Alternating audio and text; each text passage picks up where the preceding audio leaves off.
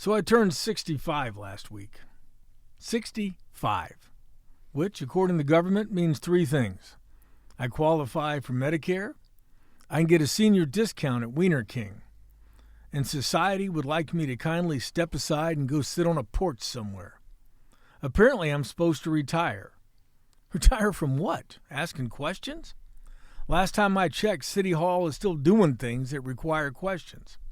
Look, I've been a journalist in Mansfield for a long time. Long enough to see mayors come and go. Long enough to watch downtown comebacks, number 1 through 7. And long enough to know if somebody at a public meeting says this won't cost taxpayers a dime, you better check your wallet. People ask me, aren't you ready to slow down? Slow down? Have you been to a local government meeting lately? Those things move at the speed of molasses in January. I think I move faster with a hip that I had replaced 10 years ago. No, I'm not retiring, because somebody's got to sit in the front row. Somebody's got to raise their hand and say, excuse me, this doesn't add up. And I've been practicing that sentence for 40 years. Now, don't get me wrong. Turning 65 does change a few things. My sources used to call me or write me. Now they ask if I saw their Facebook post or their TikTok video or their Instagram feed. Young reporters in the newsroom look at me like I'm a walking History Channel documentary. They'll say, wow, you covered news before the internet? Yeah, we also had fire and wheels. But here's the thing about a small town. You don't just cover a place like Mansfield. You watch it grow up, stumble, pick itself back up. You cover the hard days, factory closings, floods, tough, dumb budget meetings. But you cover the good days, too. Improvements in the parks, new business openings, a Friday night football game where half the county shows up, a city that simply refuses to give up on itself. You realize after a while you're not just writing stories. You're keeping the community diary. So no, folks, I'm not retiring. I'll retire when city council meetings are short, when politicians answer questions directly, and when a government project comes in under budget. So basically, never. Until then, I'll be right where I've always been, notebook in hand, coffee in the other, waiting for a cold beer at the end of the day, sitting in the front row, making sure somebody's still paying attention. All right, let's start the show. Well, greetings and salutations and welcome once again to the Newsman Weekly Podcast. Holy Lord, episode number 88. Wow. Folks, we got a very special show for you today. In just a few minutes, we'll be joined by the very talented Cassandra Kurek, a young woman from Crawford County who's been a frequent performer at the Renaissance Theater and the Mansfield Playhouse. A student now at Ohio Northern University and a Miss Ohio 2026 contestant, she was diagnosed in January with Hodgkin's lymphoma. But Cassandra's not letting the illness or the chemotherapy treatment slow her down. She'll be in today and she'll give us an update, so stay tuned for that. But you guys, what a weekend, huh? What a weekend we had. Say hello, everybody, to Zach Heiser, the show's executive producer, and Hayden Gray, our show's videographer, for at least one more week. Oh, that's back. Maybe. You dropped it off for a while. Well, How was your birthday weekend, Carl? What did you do? So Friday night, we celebrated your birthday at the Red Fox with your lovely wife, Marcy, and some friends and some your coworkers. Sister too, right? Yeah, my sister came up. That was your sister. Yeah, she's... Damn. Zach didn't remember. She's 5 years old. There's a lot going on. Yeah, so she's almost 70. So I'm 65. She'll be 70 in August. Wow. But yeah, she's not much of a beer drinker.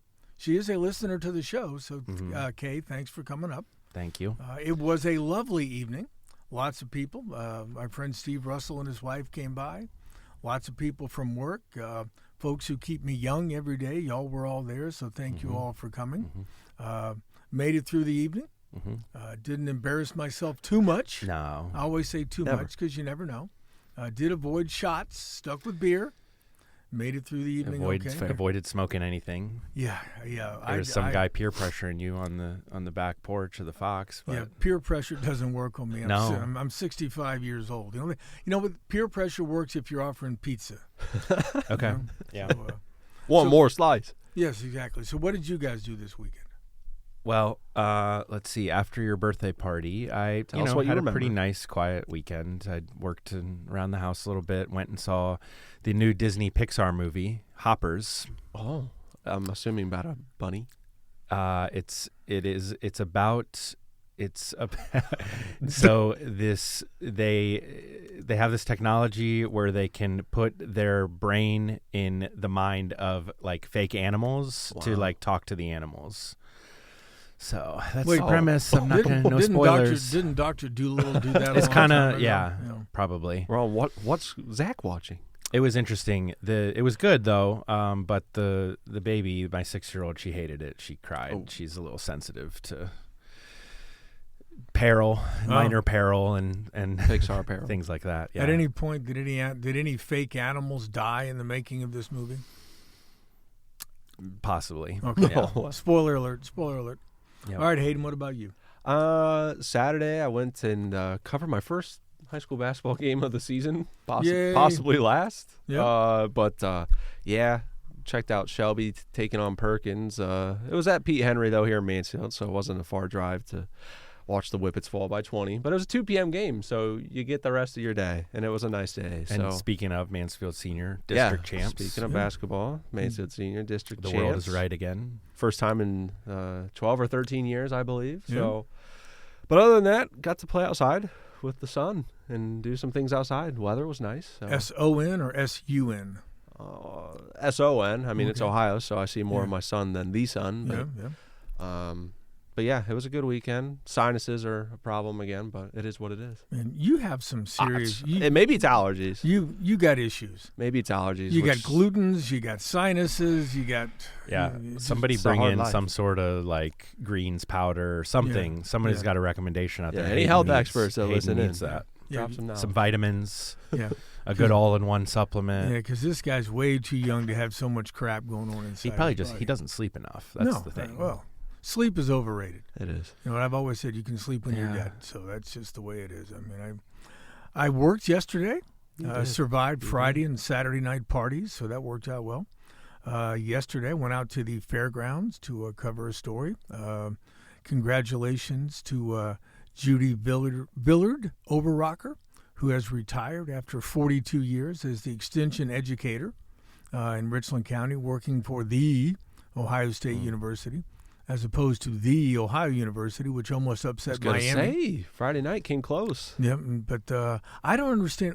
Back in my day, when I was at OU, we always yelled F Miami. Mm-hmm. I mean, we always beat them, so that was no big deal. But the reaction at the end of the game from these Miami punks, like Didn't things get a little chippy at the end, right? They always get chippy. It's Well, OU right. and Miami. It's like Ohio State, Michigan, just on a lower scale. But I just mean like I loved it. There's some kids throwing some stuff on the court, right? I mean, Some stuff like that. We were playing Kent State one night, and the Kent State guys came out to warm up just like 45 minutes before the game. Yeah. In the entire student section, we stood up and began yelling F Miami. Mm-hmm. And they're like looking at their shirts, and they're going, no, Kent State. And we said, we don't care. F Miami. Oh yeah, So, we've done yeah. the same thing with Akron when I went to Kent. See, I like that. The Friday night was a good example of how things used to be. Yeah. Every game. But, congratulations to the Miami Redhawks Wow. for finishing the heard it here season first. undefeated. I look forward to seeing them lose in the MAC tournament and not being placed in the NCAA There you go. basketball I was That about would to be ask- ridiculous. I was about to Yeah. ask what bet you lost for saying that, but the tail end. That would explained be. it. They got to be in. Why? Because it's a tournament of 64, 68 teams or whatever, and that's the beauty of it is any team can get in and make a run. What are you going to put, like, 2-loss, I don't know, name some mid-major school. Ohio State.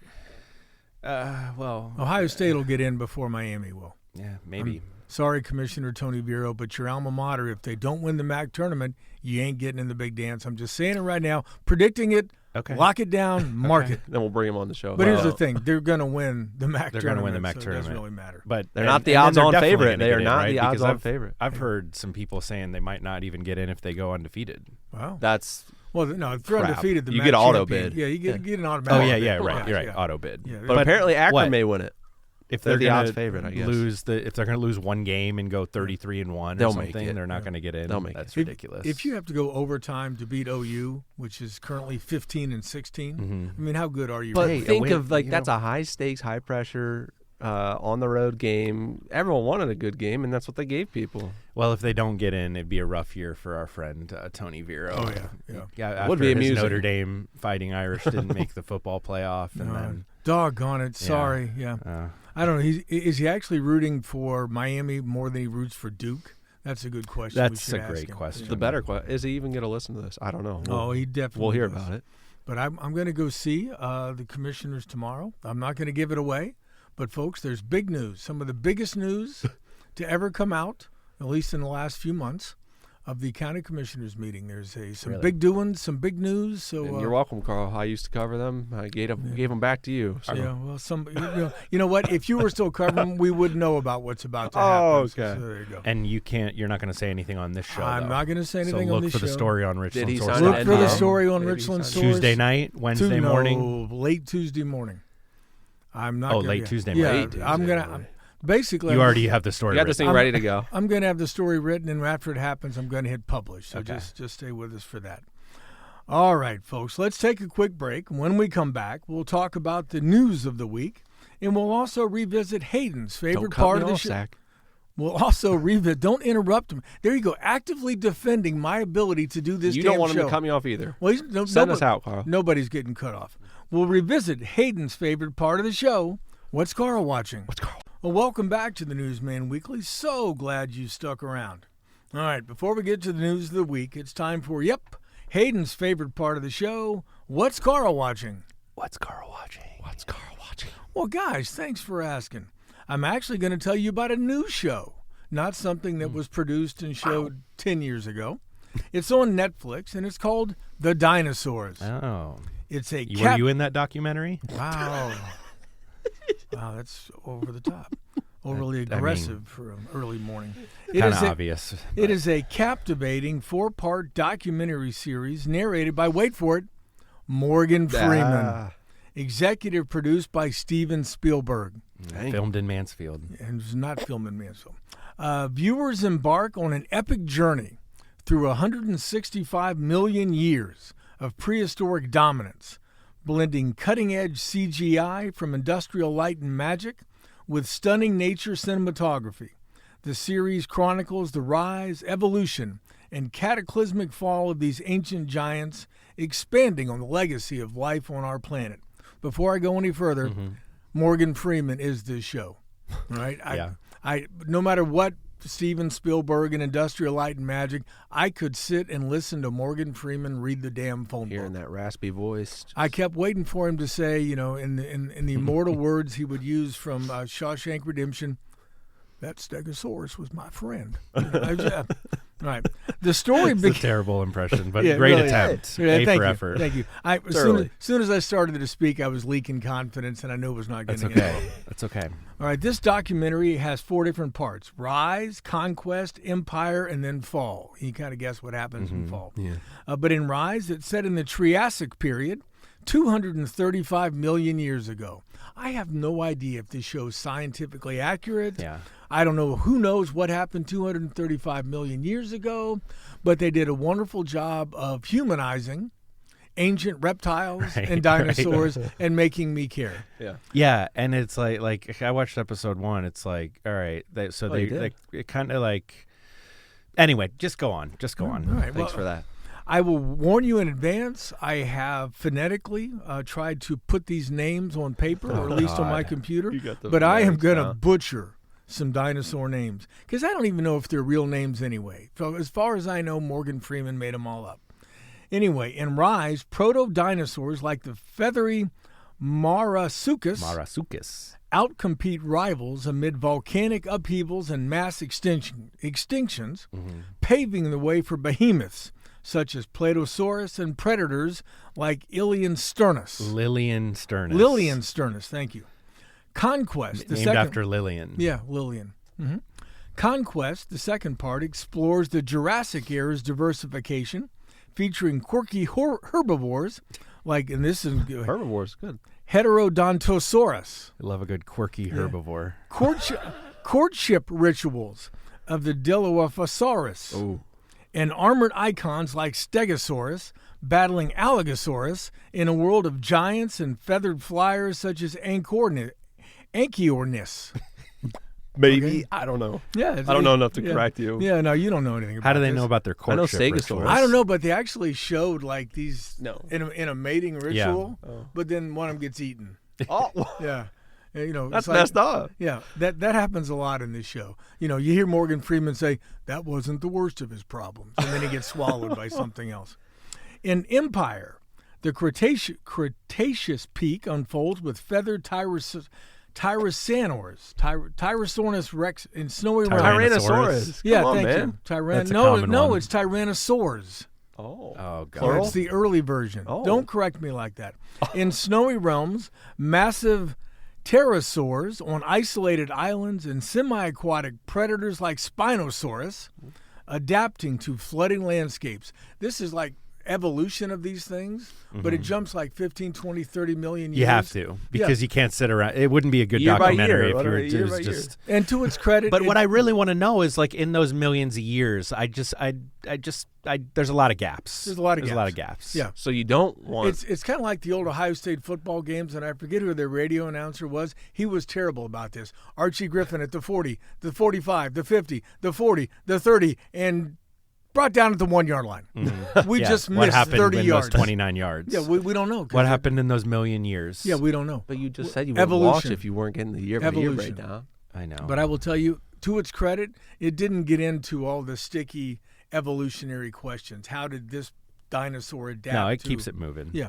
All right. Finally, we have fall, which culminates in the late Cretaceous, showcasing T-Rex's dual role as hunter and parent, alongside aquatic threats like Mosasaurus, leading to the asteroid-driven extinction that ended their reign. Dang. This series also highlights lesser-known species, evolutionary adaptations, and environmental forces, offering insights into Earth's most iconic era. 2 short-armed T-Rex thumbs up from the old newsman for the dinosaurs, now on Netflix. And I will tell you this. Yeah. People think we got bad weather right now. Oh, my They show God. some weather events in this. Oh, too? it is nonsense. Whatever. You don't know. Oh, wait, what was that one where the Carnian pluvial event or something where it rained for a million years? So it we rained shouldn't like complain. 1 million years. Yeah, and that wasn't even Noah. I mean, No, way before. It rained like 40 Yeah. million years, and things just like, entire continents got split up. Did they and talk floated about the away. rise of mammals Is that at all? Pangea? I don't remember seeing a lot about mammals. I just know by the end, T-Rex, bang a gong, boom. See, yeah, and that gave way Great to the shrew Yeah. and, our distant relatives, and now here we are. I was And now never here good. we are. Never good at Now science here or we are. geography. Well, or Or math. No, I did watch episode 1 last Lots night. of Started it with the kids, and they were like, Daddy, how can we did go they- to bed? How did they? Wait, there's actually. How did they film this? How did Yeah, they film yeah, this? I was like, yeah. well, yeah, they That's did. that's like No, it's CGI. It's One of- it's AI. It's a computer. It's all Yeah. fake, one of and just like everything you see on the internet. one of my first dates when I was 16 is I took a young woman to go see the movie Star Wars. And this was like 1977. No.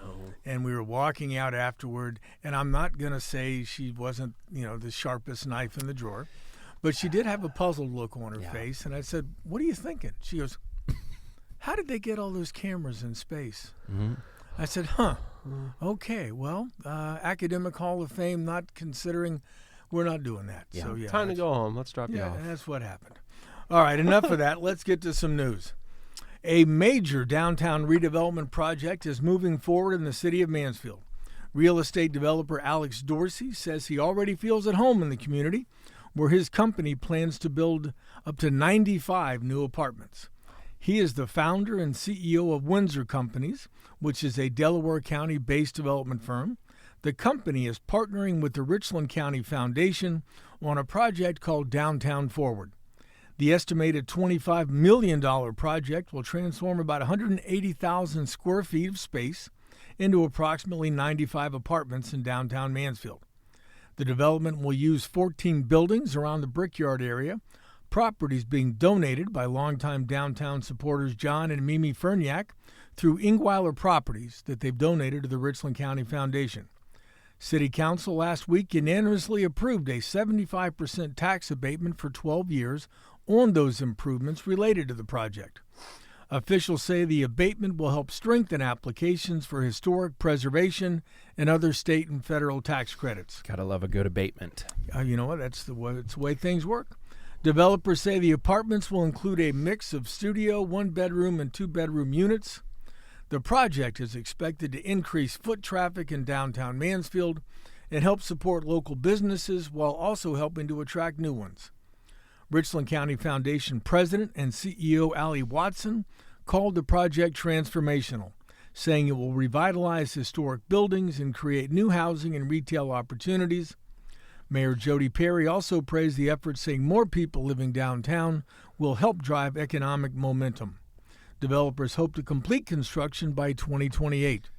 So you'd have the Main Street project done by the end of 26, this done by the end of 28, and who knows what happens after that. That's huge. Maybe a carousel will be next. And we also had the news last week of the $74 million expansion at Newman Technology. Newman Technology. Thank you very much. Almost had to look it up. They're going to add a whole bunch of jobs, and so some big news last week. It's a good time for Mansfield. And could big be a golden era. Just like the big news coming up tomorrow with county commissioners. Anyway. And now we'll link to stories in the show notes. But if you've missed this or just heard about it, and we do have some maps in some of the stories you've written, right? Yes, there are maps. With those 14 buildings, where they are, Yep. and where that housing is going to be. So start thinking about your next downtown apartment. There you go. All right, revenue from the city's cannabis dispensary, I shouldn't say it's not the city's, it's the cannabis dispensary in the city, is expected to help The city takes their share, though. Thankfully, is expected to help offset a drop in income tax collections this year. City Finance Director Kelly Converse told Mansfield City Council the city expects about $300,000 in cannabis tax revenue in 2026. Converse and Mayor Perry reviewed the numbers with council as officials work toward approving the city's final 2026 budget, which they've got to have done by the end of March. A vote on that budget is expected March 17th. The city began receiving cannabis sales tax revenue in January. The money couldn't be included in the temporary budget approved in December because they weren't getting it yet. So far, she said, the tax is generating about $25,000 per month. That's decent. When Ohio voters legalized recreational cannabis through Issue 2 back in 2023, the law created a 10% excise tax on sales. A portion of that revenue, about 36% of that 10%, flows back to communities that allow such dispensaries. There are no restrictions on how the money can be used. Mansfield is the only community in Richland County thus far that allows cannabis dispensaries, and we are on the verge of a second one opening sometime on West 4th Street. And there is one in Loudonville, right? Yep. But that's not in Richland County. That's but Ashland County. Yeah. Ashland County. Yep. Officials say the new cannabis revenue almost matches a small decline in city income tax collections. Converse says income tax revenue in 2025 were flat when you average over the last 4 years, but they were slightly down from 2024. Perry said some spending adjustments were made in her final budget, but none involved personnel cuts. She did say, however, some projects may have to be delayed. Leaders say they expect future development and new jobs to eventually boost local revenue, like the aforementioned Newman Technologies. Council members also asked for a summary showing the differences between the temporary budget they approved in December and the final budget they'll be voting on March 17th. The mayor said she would provide that information before the next meeting. Always love a good side-by-side chart. A good 3-hour city council meeting Yeah, last week. I'll bring you dinner next time. That's good news for the finance director, Kelly Converse, right? Well, anytime you get more money, it's a good thing. They should name a strain after her. Really? Yeah, Okay. that'd be cool. Or a winter storm. Or Yeah, I'll tell you said that. Hey, a $100,000 reward is being offered for information that leads to the arrest of a driver accused in a deadly hit and run. Kokosing Construction Company announced the reward last week following the death of one of its workers. Police say 25-year-old Jordan Thomas was killed February 28th while working in a construction zone on Interstate 70 westbound near Ohio 315 around 2 a.m. Investigators say a vehicle entered the work zone, struck Thomas and the generator, and then fled the scene headed westbound. Wow. He was pronounced dead at the scene by medics. In a statement, Kokosing President John Householder called Thomas a beloved friend and valued member of the company. He said Thomas's loss is being felt deeply by his family, friends, and coworkers. The company, which was founded in Fredericktown in 1951, is now offering the $100,000 reward in partnership with Central Ohio Crime Stoppers. Police say the suspect vehicle is believed to be a Toyota sedan made between 2000 and 2009. Oh, my Camry is 2016, so. Okay. Maybe maroon, burgundy, or dark red. You never want to have the same car as a, Right. you know. Yeah. No. That's Right. okay. Sorry, go on. No suspect has been identified. Anybody with information is asked to contact the Columbus Police Crash Investigation Unit or the Central Ohio Crime Stoppers. Tips can be provided anonymously. All right, that's enough for now. Let's take a quick break, and when we come back, we'll be joined by the very talented Cassandra Kurek. Please stay with us.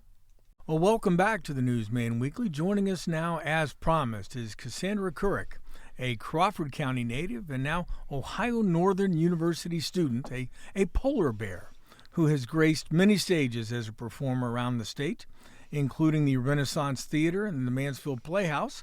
Good morning, Cassandra. Thanks so much for taking time to be with us today. Of course. Thank you for having me on. I got to be honest with you. I have known this young woman for more than a decade.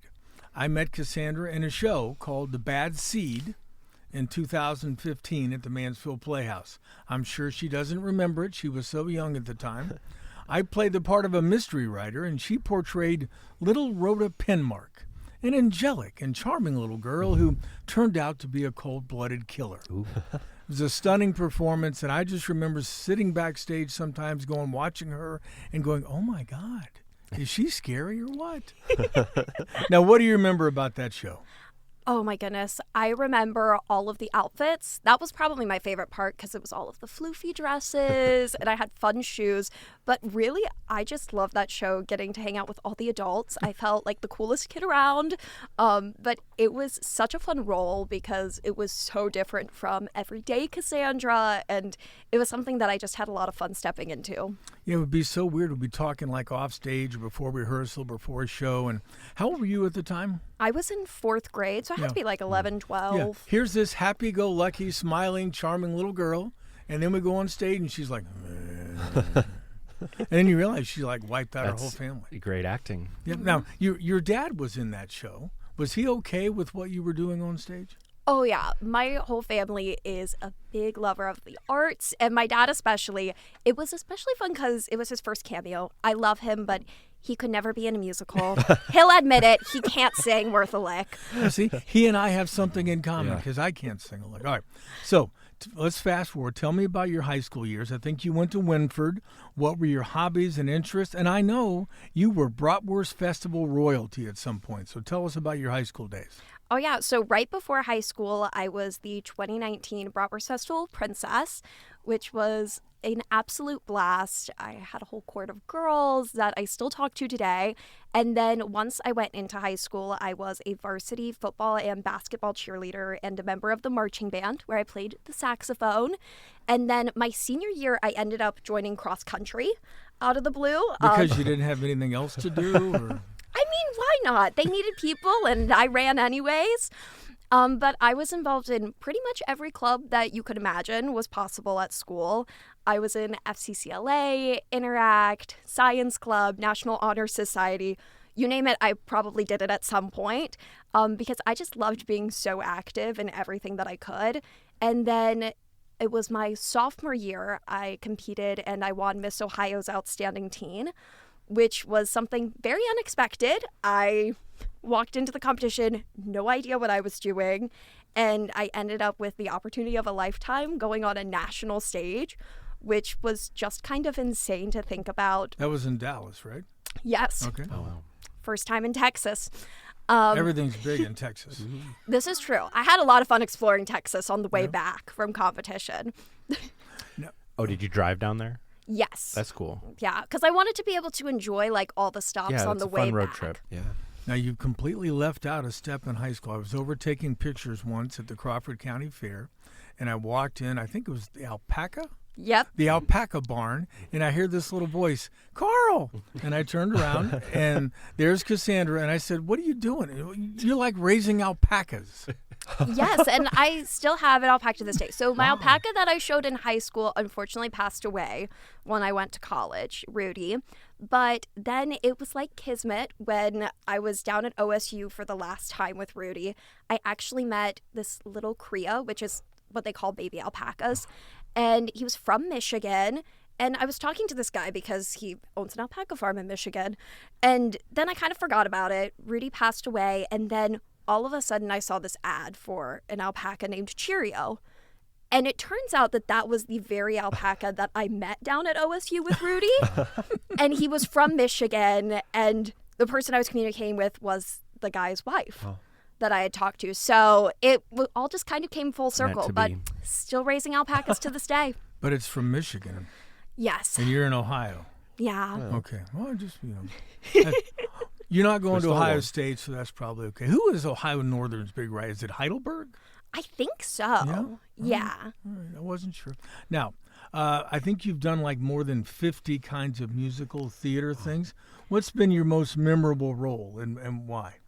Oh, this one's very easy. While I love all the shows I've been in, the one for me is Bonnie and Clyde, where I played Bonnie Parker, because it's my favorite musical of all time. The music of that show is beautiful.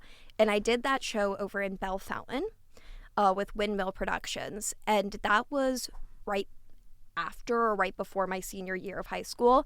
And so it was a dream show. I went in auditioning thinking like, oh, maybe I could be young Bonnie. Like, I know she's kind of around 18, but I'm not sure.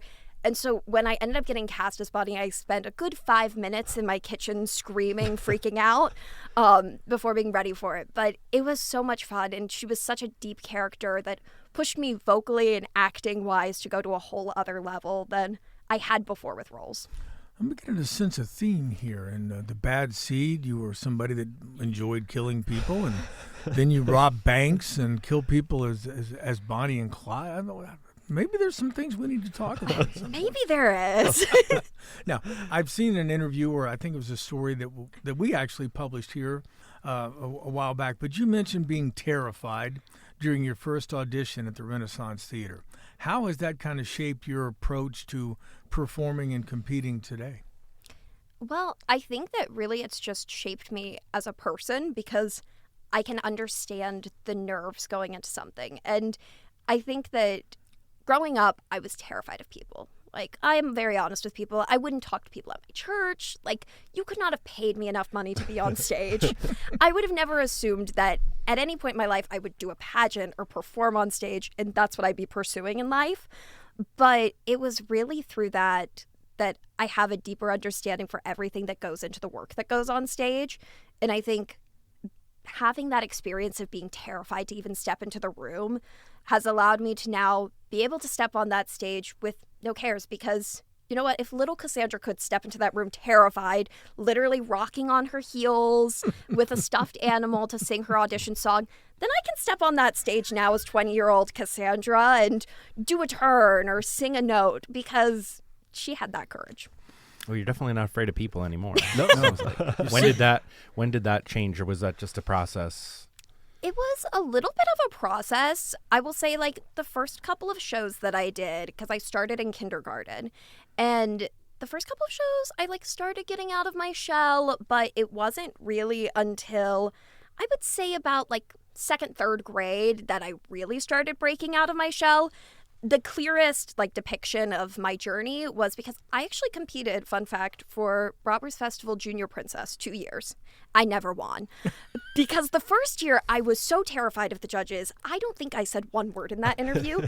They were like, "What's your favorite color?" And I was like, but then that's a tough interview. I'm glad you've overcome that, because this would be a very tough job today. Well, but then the next year I came into that interview and it was a very different Cassandra, and they asked me what my favorite thing was I did that summer. But I had just done Les Mis at the Renaissance where I was young Cosette, and so I don't know what came over me, but apparently, per my mother, I was very proud because in the interview I was like, "Well, I just played young Cosette in Les Mis. Do you want to hear?" Sang all of Castle on a Cloud. I didn't wait for them to tell me yes, they wanted to hear it. And then I was devastated when I lost. I was like, did they not like my singing? So I would say that kind of describes my journey. So let me get this straight. For a couple of years, you couldn't make Miss Bratwurst Princess. but yet in 2022, you're Miss Ohio's Outstanding Teen for the entire state of Ohio. Bucyrus is a tough town. I mean, the way that worked out. But now you're Miss Northern Ohio 2026, looking to compete in Miss Ohio. Talk about Miss Northern Ohio and how that's all coming together.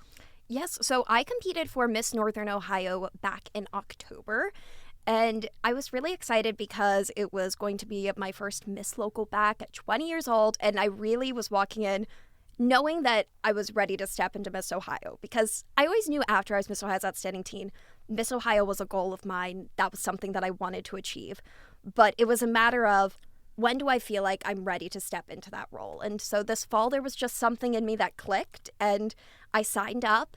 And so then I competed in October, and I ended up winning, which I'm super grateful for, that now I have the opportunity to compete at Miss Ohio this June. So since then, it's been all about finding events, different things to prep for June and really get myself ready. And while there has been a little bit of a wrench thrown in that, and I've had to make some adjustments. We're going to talk about that wrench in just a few minutes. Yes. So while that's made some adjustments to how I've been approaching it, I'm still going in with the same purpose and passion that I was going into it in October.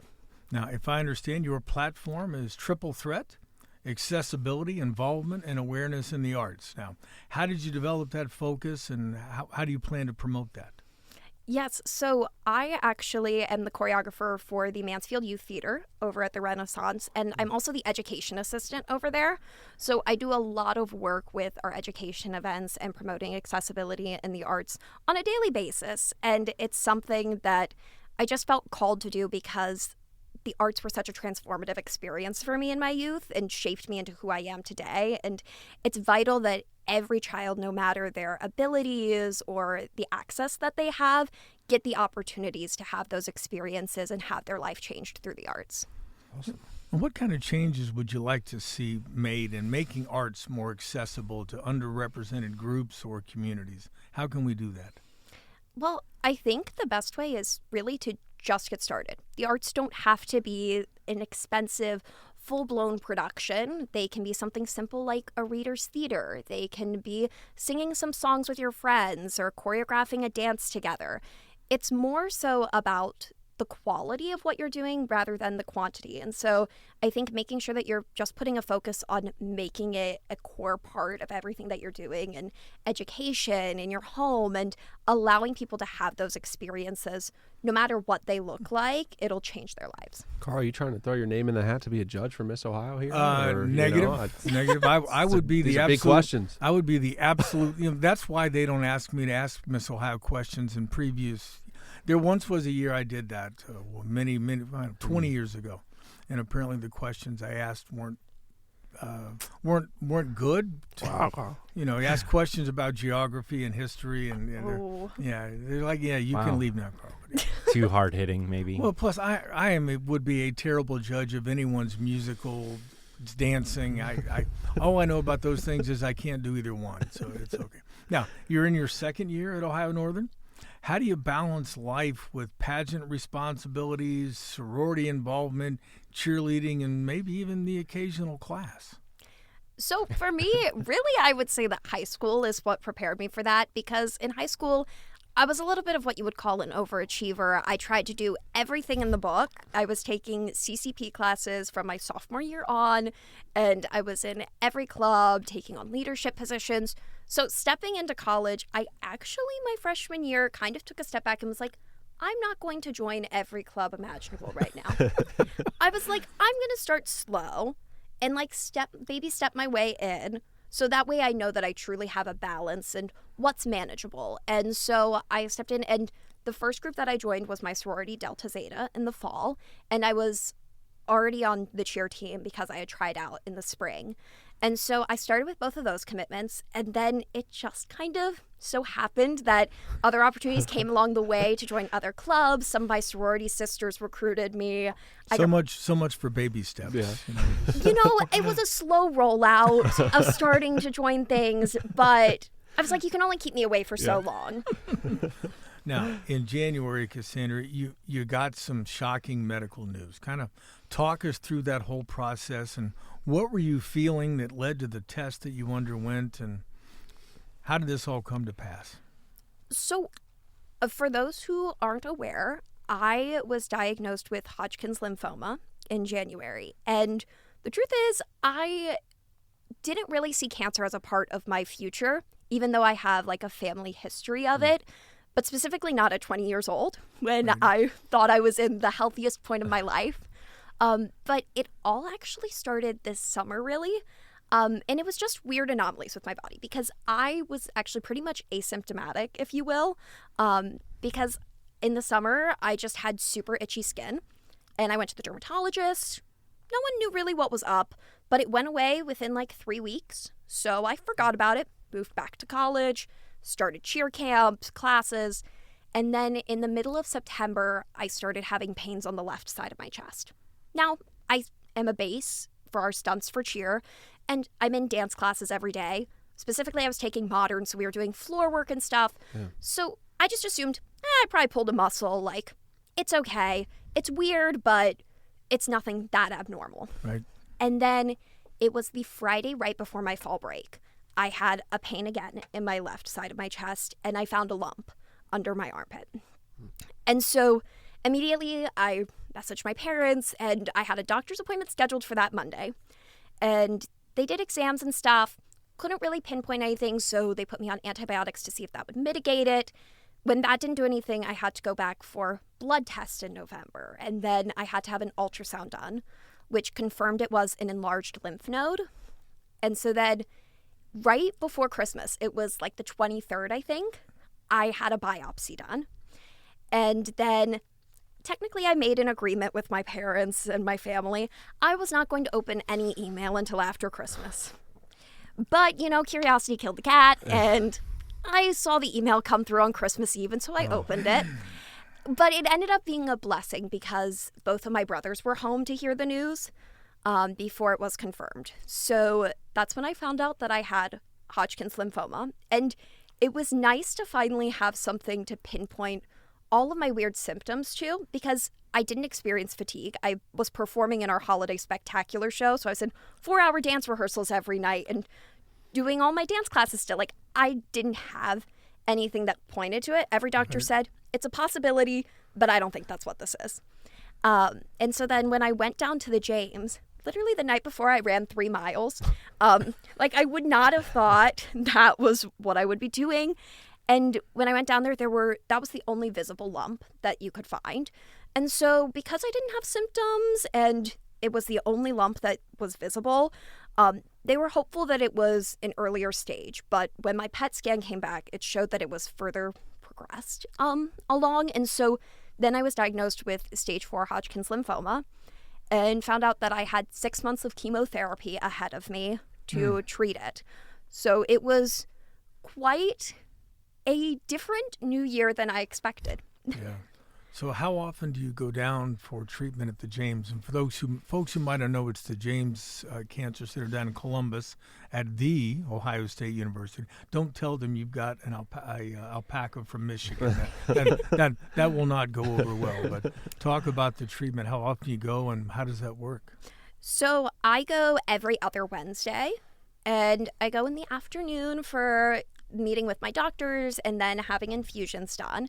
I originally was having my infusions done through IV because my doctor didn't really want to have to put a chest word in me unless it was necessary. But after my second round of chemo, I ended up with a blood clot in my arm. Oh, jeez. So then I ended up getting a chest port inserted, and I've been using that ever since. But I'm officially 4 rounds completed, and next week will be my 5th round of chemo and my midway through PET scan. All right. So at that point, they'll have some idea of what's working, what's not, that kind of thing? Yep. The PET scan will show the progress we've made so far and if anything has to change for the last few treatments. Now, I had to get some iron infusions last year, and I didn't enjoy sitting in a chair waiting for this thing to drip. So give me your take on sitting in a chair while things drip. Well, I will say it's a 50-50 shot. Sometimes it's boring because there is one of the drugs that can cause neuropathy.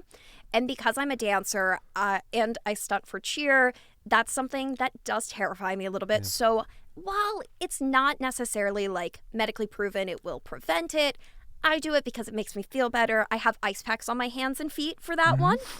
And so I will say during that point in the infusion, it feels like forever because I can't do anything with my hands and feet. And then I also have to continue eating popsicles. I'm sick of popsicles. Like, I don't want to see one again because you have to keep getting cold stuff in your mouth so it doesn't go to your mouth. So I will say that is probably the most miserable part of it. But after I get those ice packs off, I just sit and read my book. I sit and do my classwork. Otherwise, I'm pretty good during the infusions. It's just that beginning part that feels long. Now, the fatigue and stuff, how's that been for you? And I assume, despite I'm sure your parents telling you to slow down, relax, get more rest, I somehow think you don't listen to that very good. Well, if my past record has shown anything, I'm not great at listening to that advice. Seeing as I danced on a stress fracture for a show once, and in the fall when I had a concussion, I tried to argue with my dance teachers to let me dance because I didn't want to sit out.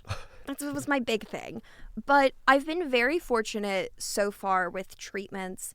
The fatigue, the main thing that I have to watch is the 2 days post-chemo. After I go to my classes, because I'm still full-time, I have to have a 2-hour nap before the evening, and then I'm pretty good for the rest of the evening. That's kind of like the main thing. If I don't get a full 2-hour nap in those days, my energy is depleted. But otherwise, I've been very blessed that the fatigue hasn't been anything too extreme where I haven't been able to do my dance classes or go to rehearsals, where it's really impacted my life as much. Yeah, I'm not undergoing all that, and I need a 2-hour. I need a 2-hour nap every damn day. I mean, it just. What do you like mentally? How are you feeling? And what do you seem so like positive and like, I mean, I'm sure that plays a big part in this. How do you prevent yourself from like spiraling and going down those like negative paths in your mind? Well, for me, I've always been very much a positive Polly, as people call me. And so I really don't know any other way to be, but I'll be honest, this journey has been so unprecedented and unpredictable at points that I felt like the only way I can go in is knowing that something good has to come out of it. Because I firmly believe, like, God gives his toughest battles to his strongest warriors, and we aren't given more than we can handle. And so it's been hard. There have been times, I know at the beginning of my treatments, one of the things that terrified me the most was losing my hair. Because for me, like, my long blonde hair was part of my identity. And so the idea of losing that just absolutely terrified me. And so I actually cut my hair into a bob because I thought it would help ease the transition. But the truth is that those first 3 weeks when I still had my hair were honestly where I think I was in the worst mental place because I couldn't do anything styling my hair because you didn't want to fall out. I was terrified to comb my hair because I thought it would fall out because, I mean, it was falling out.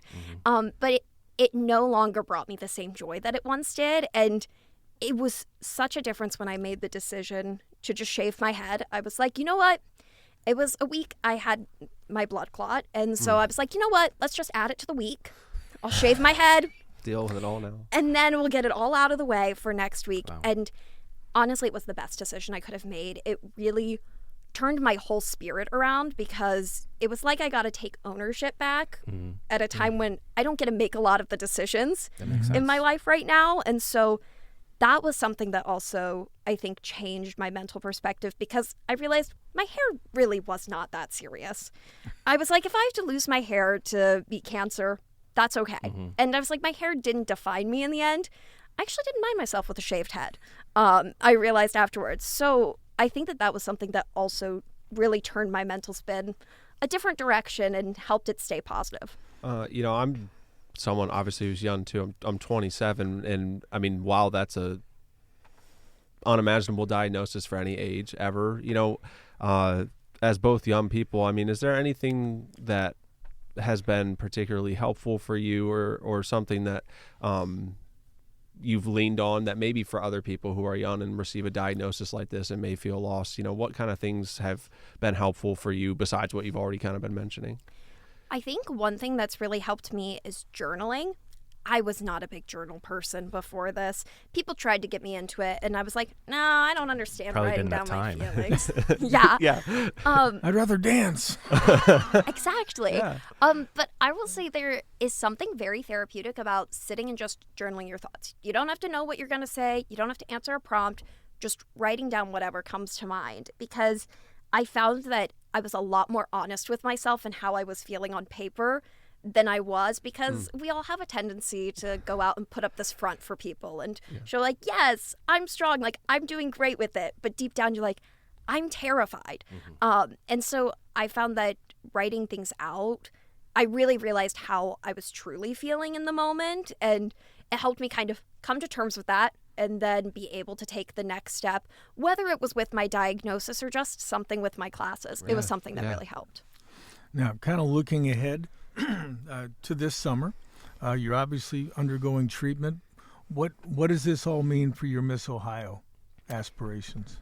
Well, one thing about me is while I did not expect this to be my year by any means, I believe in turning 2026 around. And I don't want to let this diagnosis define my story and determine what my life gets to look like. And so I'm going in ready to compete for Miss Ohio, because that's what I set my mind to this fall. And I don't see why that should change just because of this diagnosis. So while my preparation might look a little different and things leading up to the competition might be a little more unusual, it's something that I'm ready to kind of take on the challenge and see where it leads. Now, your talent, I believe, in the past pageants has been vocal. Is that something that you plan on again this year? And what do you plan to sing, or have you decided yet? Well, I'm still planning on singing. I'm still floating through some different talent song options, so I haven't landed on anything quite yet. Right. So I'm thinking like, something Beatles or AC/DC, some hard metal rock out there. How do you know? Well, I've always wanted a Miss Ohio contestant to come out and sing like, Highway to Hell. In honor of incarceration. Yeah, in honor of She's gonna incarceration. sing like come out, do Korn. Metallica, Exactly. Now, if you could give advice, and I know that you love to give advice to especially to young girls who might be following in your footsteps, some young girls interested in pageants or the performing arts or any other endeavor, and who might get either with or without a tough medical diagnosis, what's your advice to young women about following in your footsteps?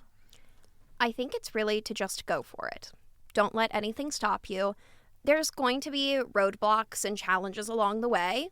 Trust everybody, even the most successful people, have faced rejection. I've heard the word no more times than I can count. And so there's always going to be something in your way that's meant to stop you, but in reality, it's just there to push you to find another avenue to achieve your dreams. And so the more that you can be resilient and really put your mind to it, the more you can succeed. And I can't imagine anyone saying no to you. I'll just put that out there. And I'm somebody that says no a lot. So Yeah, I know. All right. Anything else that people need to know about? I don't think I asked you, what are you majoring in at Ohio Northern? So I am a musical theater major and a dance minor. Okay. And what are you working on right now, even though your parents want you to rest more? Well, right now I am the choreographer for Shrek Jr. over at the Renaissance. nice. So I've had a lovely assistant, Jackie Metz, who's been teaching the choreography in my place since I cannot be there in person this time around. But I've been recording the videos of the choreography for that. And then this spring break, I'm getting ahead on all of my homework, and I'm working on prepping for Natasha Pierre and the Great Comet of 1812. Because I'm in the ensemble for that show. And Is that a musical? It is. How does a comet sing? Well, the comet just shows up at the end. Oh, okay. All right. Yeah, it's a rock opera, though. Oh, all right. Yeah. And so I'm the understudy for Natasha as well. So I got 2 tracks to learn for the show. So my spring break is spent reviewing both of those and making sure that I have them nailed for when we come back to school. Well, very good. I can't imagine anyone as positive as you. I knew that when I saw you on stage 11 years ago, even though you were killing people. I said, this girl is one to be watched, and I am very glad that you joined us today. And stay positive. And when all this is behind you, you come back and join us again. And we will be covering Miss Ohio, even though it's going to be in Ashland this year, I think. Yeah. Yep. Because the Renaissance is It's getting not at the new Ren? seats. No, they're switching some seats. they're putting in yeah. all new seats, so That's they right. moved it over to Ashland county. just for this year. Well, yeah, that means you get to cover I've it covered all, the hey? last 2 There you years, go. and it's There some you of the go. most fun I've had. All right. All right, folks, we're going to wrap up today's show on that note. Many thanks to Cassandra Kurek for joining us today. Best of luck. God bless, and we wish you well. Thank you so much for having me. All right, for now, thanks again to all of you for listening to the Newsman Weekly. I'll be back in a second to put a bow on this week's episode, but until then, remember what author Mark Twain once said. If you tell the truth, you don't have to remember anything.